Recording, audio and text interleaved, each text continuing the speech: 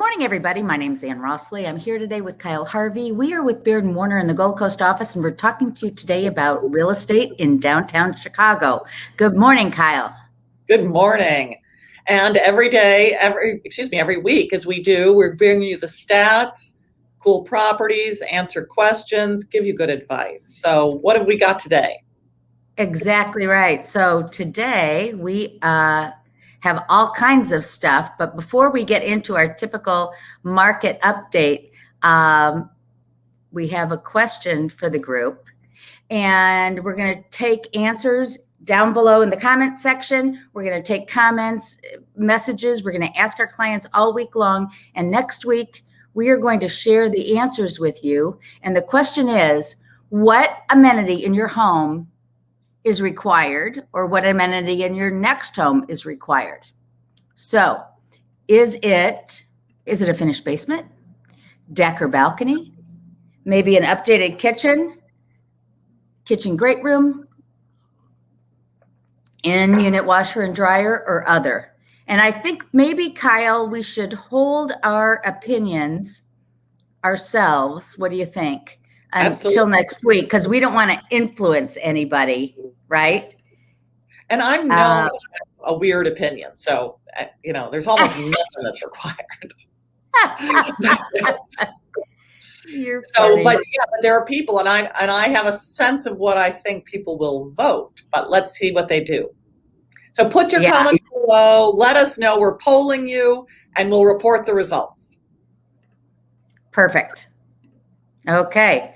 So as we do each and every week, let's talk market update. So let's go to that. Okay. So I got up extra early today to get all this data through May 31st, because today, of course, is June 1.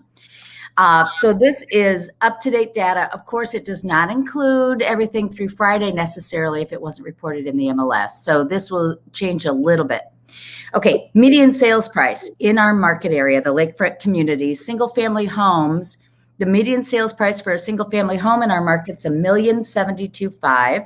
That's up 2.1% versus May of last year.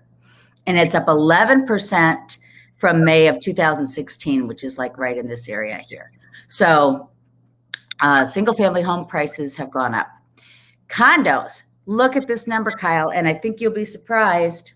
We have a typo. She meant May of 2019 in the first line. So it's up significantly. No, 2020. Yeah. Apologies. So up 5.3% versus May of 20. So in 1 year, we're up 5%. And in 5 years, since 2016, we're up 14%. Now, if I were a betting woman, I would have bet that the increase in single family homes would have been higher than the increase in condos. Well, remember, we're comparing May to May. And May, with COVID, condos dropped. People were more interested in single family homes. In May of 2021, the feeling of condos, the city, blah, blah, blah, has come roaring. The pro-city feeling has come back. And so I'm not surprised by that. Remember, for a while, we're going to have wackadoo year-over-year results because of COVID. Right. Absolutely. Okay. So let's talk supply of homes. I'll go through this rather quickly because it hasn't changed much. Near North, 8.6, Loop, 9 months, Lincoln Park, 2.8, Lakeview, 2.5. And this is all property types, condo and single family. Wait, going back. Yes. Month supply, though, is down. Look at the Loop is down. That's really good news. Yes, it really is. And the near north side is down. Remember, these were 12 and 16 months just a few months ago. So things are starting to sell. That's really terrific. And my sense is it's not because people are taking their properties off the market. They're really selling. So, there was a time like in 2011, 2010, where people were frustrated. They just took them off the market. Well, I think there's go ahead. No, I just don't think that's the case. I think they're really starting to move now. Well, I also think originally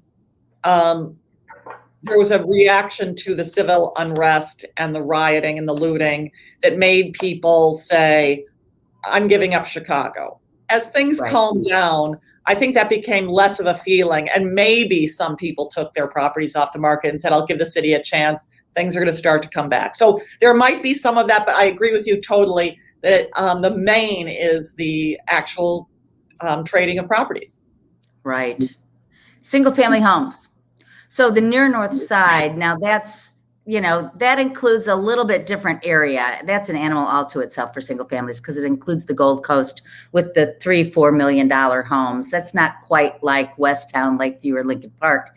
So the north side still has a high inventory of these higher priced properties. But if you look at Lincoln Park, Lakeview, Westtown, single family homes are in the 2 to 3.5 month inventory range. So and that's all over the city too. I mean, that is just, it's crazy. That's actually higher. If you look at like Avondale, Logan Square, Lincoln Square, you're looking at a 1 month or less inventory on those single family homes. Yeah. Go by. Now, yeah, condos. Again, we already looked at total properties in the Loop and near north, but I thought this was interesting. Near South Side, which, is part of this whole city downtown thing, they've got an inventory of 5 months on condos.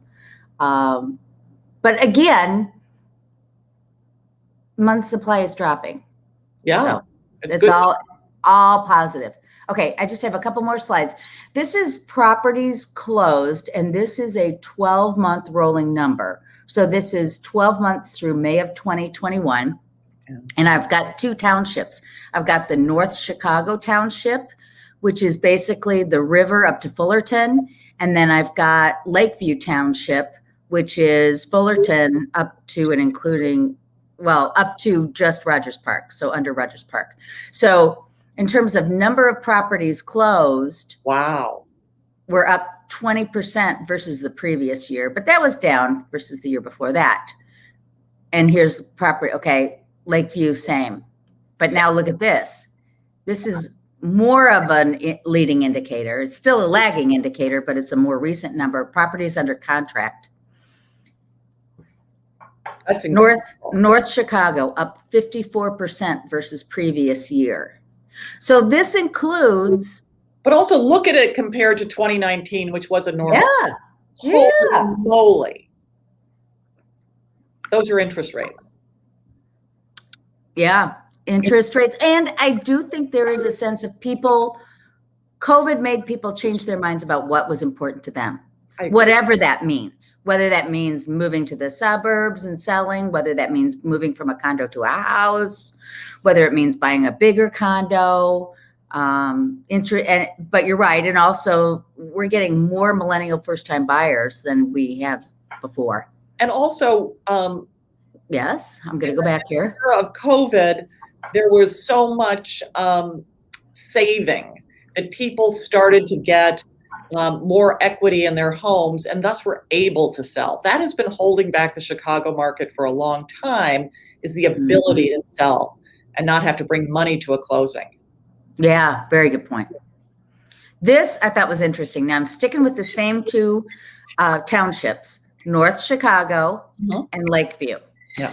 And this is single family homes.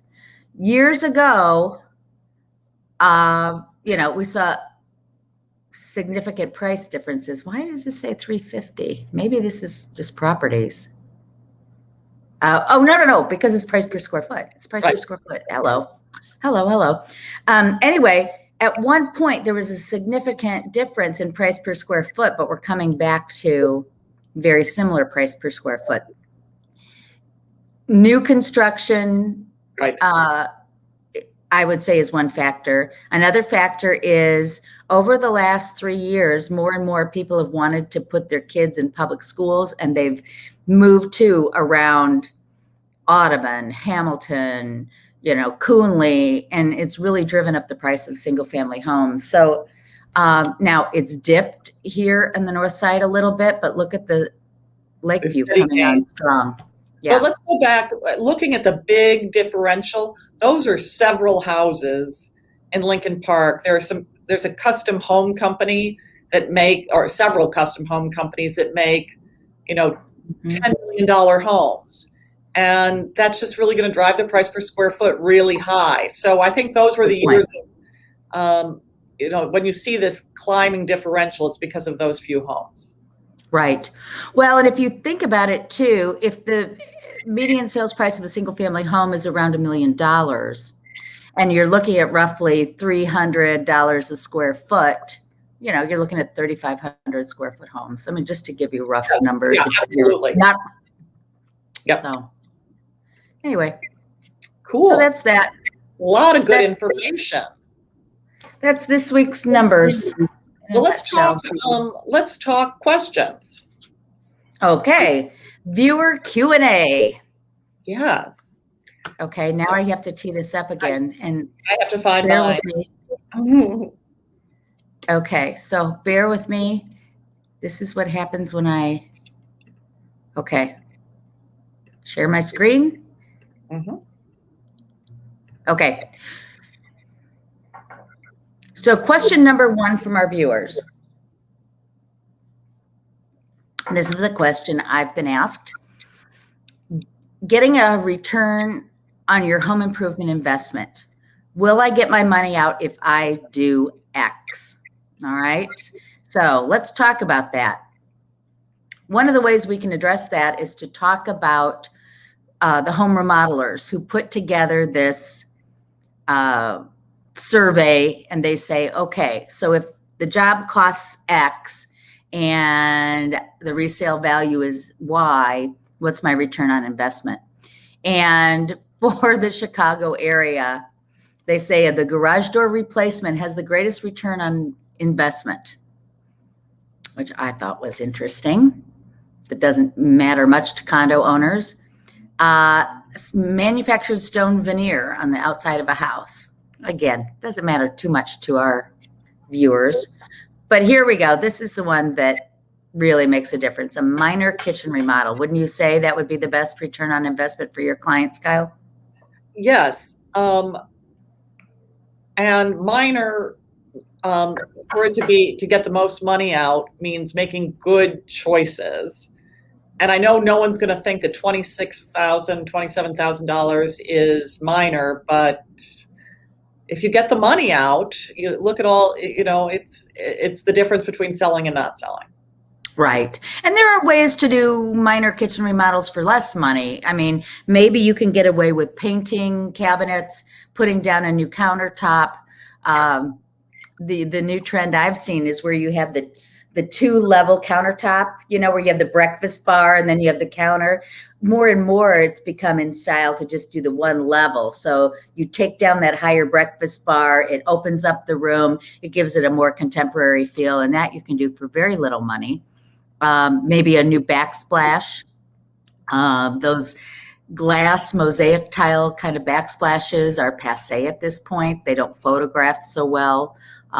So replacing those with maybe a 1-color subway tile would be a good choice.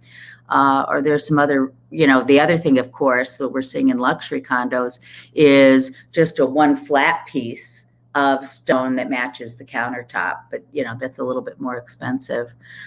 Replacing windows. There are also, what we saw, I think you were with me. Maybe you weren't with me. I was at a very high-end condo that used what looked to be marble. Beautiful slabs. Yeah, we were at the park line when we saw that. No. It wasn't marble. It wasn't marble. Porcelain. Right. It looked like it. And it looked fantastic. Yeah. So anyway. No, that's absolutely right. So bathroom addition, they said this is a $65,000 for an addition. That doesn't make sense for a condominium, obviously. Putting 1 in, that is piping, that is everything. That's all new, connecting. That's a lot of plumber time. Right. Now, if you do a bathroom remodel, they say $27,000. Having lived through it, yes. 58% return on investment. Deck. But these things are things that get a property sold, make it stand out. So nobody wants to do a bath remodel. And so if you've done it for them, your property will move faster. That's exactly right. But here's my thought. Mm. If you're going to do it 3 years before you sell. Get the fun out of it. Get the what? Absolutely, right? I totally agree. Absolutely. So I thought the entry door, steel door replacement, 71% return on investment was interesting. Okay, and this is more of the same stuff. Okay, so I put together these rules for return on investment. You tell me if I'm on target or not. Number one rule is do not expect 100% return on investment. When you sit down with me and we're coming up with our list price, please, please, please do not say to me, I bought my property for X and I've put 50,000 into it, so therefore I should get purchase price plus X. Plus 50. So, but also that rule does not work. So the return on investment. So we're talking about these projects. What you're buying in addition to making a property something people want to buy is you're buying lower market time. And as we know, and you've known if you've watched us, market time determines probably over the price you're ultimately going to get, because you're going to have to start attracting people with dropping your price. So it is getting the property sold at your initial price. Absolutely. Yeah. Okay, here's my guess. Styles last 7 to 8 years tops. Would you agree? I would agree, unless you've chosen simple and classic. Simple and classic is undateable. It's when you choose, well, this is the latest thing on Pinterest, or the latest thing in Domino. Well, then it's 7 to 8 years, 10 years. Right. Tops. Yeah. Tops. Yeah. The other thing I would say, if you're considering a project, is think about the cost of undoing. So if you think you're going to install some really fancy thing in your home, like I had an estate sale property where they had taken a condominium and they had put this like fountain-ish planter feature that was all brick. You know, do you remember the one at 1555 Astor?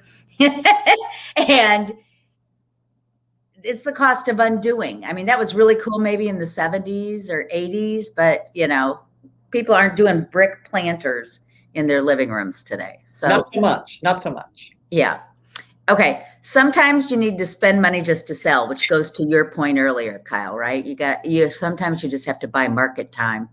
And then the last thing I would recommend, peeps, is talk to your agent before you invest a ton of money, because if you're not going to live in that home another 20 years, then you may want to really rethink. And here's also, we work with buyers every week, so we know really what they're looking for. And you as a seller think this would be nice. This is what I would want if I buy. If it's not what the most buyers are looking for, don't waste your money. Don't waste your time. Talk to us, because we can give you what people have been saying most recently, and a whole bunch of different people have been saying. So don't think that you know what today's buyers are going to want. If you love it and want to do it for yourself, go for it. We totally support it. But don't do it for the buyers unless you talk to us. Absolutely right. Now let's go to the question you were asked this week. Well, it's a good question, because a condo association, that can be a group of townhouses, it can be one of these big buildings, it can be, they range in size from 3 units, 2 units, unfortunately for some people, to 500, 600 units. And so the question often gets asked, how much money does a condo association need to have to be considered a prudent, well-run organization, a condo association? And my response is it depends. So I was at a showing yesterday where the broker told me they have a nice level of reserve, a really healthy level of reserve. And then I asked the question, well, how much is it? And it came back just under $10,000. Now, let's go to the next slide. So 10,000, so this is an 8-unit building. Okay, So, I'm not using your example. I'm using a different example where I'm saying it's 6 months worth of assessments is required. But in your case, you were looking at 8 units. Go ahead. well, so 8 units, and they've got about a 350 per month assessment. And I can't tell if that's the standard assessment or if that's an assessment, because they boosted it to reflect Okay. all the money that had been spent on snow removal. They have an alley that they've got to plow to get their cars out of the garage. Whether that is whether the special is included in the assessment level, but I would think that, and it's a newer building. It was built in probably 2010, 2011. So Okay. it's got it's going to have its original roof for another 10 years. It's going to have its window. It's not going to need a whole lot of stuff, but at the same time, 10,000 seems a little light. Well, based on what you said to me, it sounds like it's only a 2-month inventory assessment. Right. If it's 8 units and it's 10,000. So the other thing I just wanted to mention, when people are going through the buying process, we ask, is there any special assessment that's coming up? And I want to talk through this because in the 22.1 that's required in Illinois for every condo, the question is actually, it's a form that's required for every condo transaction. The question is basically, is there an upcoming special assessment? Well, okay, you're my attorney, Kyle, but basically it means, has it been approved by the board and have the minutes been approved that we can give them to you? So if they say yes, we're at this stage of the game, correct? Yes. But prior to that, there's conversation among members of the board, residents. Then they go get bids. Then it's brought to the board for a vote, and then the condo association votes, and then the minutes are approved, and then they start publicly, telling people. So when we go and look at a condo and we say, are there any upcoming special assessments? We need to ask, is there any conversation? We need to look at the minutes. We need to ask if anything has been bid on, if anything's been discussed to the board, or if there's any upcoming vote coming ahead. All those things are important for us to understand in regards to assessment. So, but you and I also, in addition to being real estate brokers, have also lived in condos and been part of condo associations. I've been on a board. I don't know if you've been on a board. There are lots of things that are discussed that never happen. So, well, that's true too. There is yes, we want to know conversation among members. We want to know all of this kind of stuff, but at the same time, big projects take a long time to come, and especially if they're planned. So those are, yes. So, but I'm going to give you an example. So 10,000 for the low end. The building with the highest reserve, which is my favorite building to talk about, just because I find this crazy town. It's almost like a university's endowment. Yeah. There's almost $30 million at Water Tower Place at 180 East Pearson. Ta-da! They could live off of that. So, I mean, it is a little like, wow. Okay, let's do new and darling, just because it's new and darling. We have a superstar home of the week that I'll do next week. Okay. So here we go, sharing.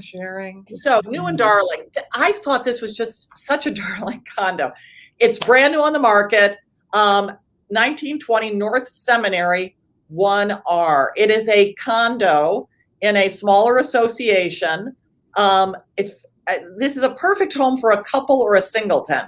$400,000, 2 bedrooms, 1 bath, and the bedroom is really like an office/den. Okay.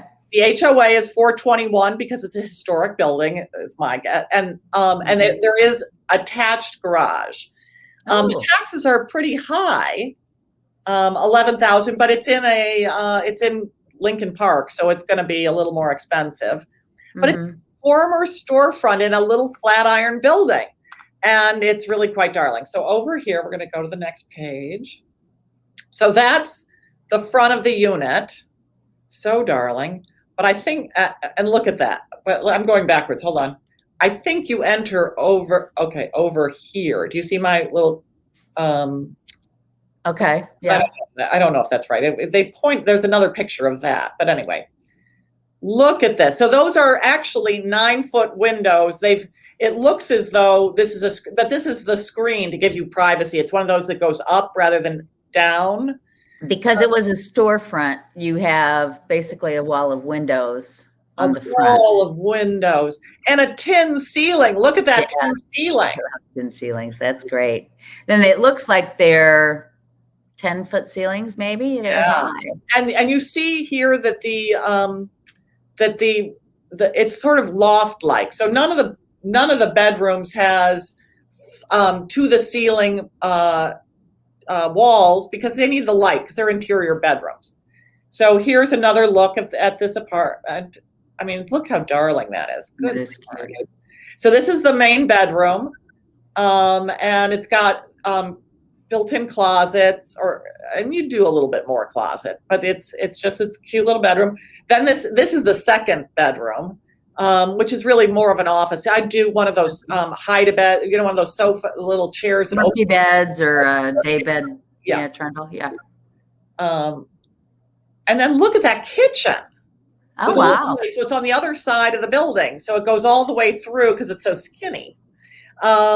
Look at that kitchen. And those are original floors. This used to be a storefront. I don't know quite what, probably a butcher shop or maybe a grocery store. But look at that.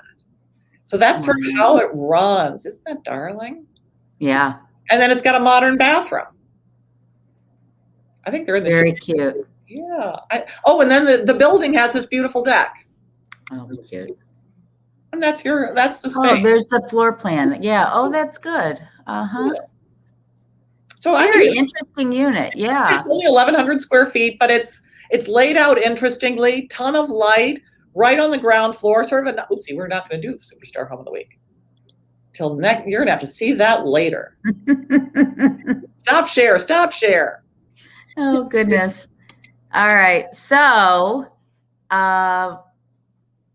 again, our question to everybody this week is, what amenity is required in your next home or what is required in your current home? We want to ask you, please share with us. We're going to give you the results next week. Thank you so much for watching. We'll do Superstar Home of the Week next week and we'll come up. Oh, actually, we won't. I'm on vacation. You may have a guest star. Oh, yes. I'm working on getting a guest. So, yeah. I'll come back tanned, rested, and ready. You're going to have a wonderful week. It's been a long time since you've taken a week off. You deserve it. So, anyway, thanks everybody for watching.